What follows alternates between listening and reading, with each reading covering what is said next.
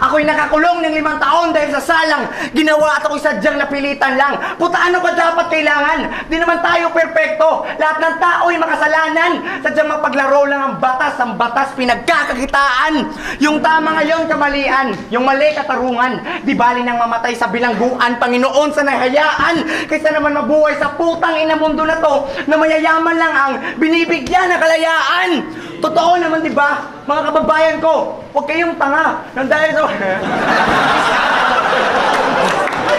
sa walang kwentang sistema nila, maraming nagiging masama. Mahirap lang po kami. Paminsan-minsan lang magkaroon. Lagi na lang wala. Di sapat ang kinikita sa trabaho. Gusto na magwala, kaya pinasok ang bagay na ang batas na hindi sang-ayon basta para sa pamilya. Buhay ko'y wala ng halaga. Kaya nga wala akong paki sa batas eh. Para sa akin ang pamilya mahalaga. Alam ko pinasok ko, kaya ako'y laging handa ko mahuli. Yan ay laging tandaan.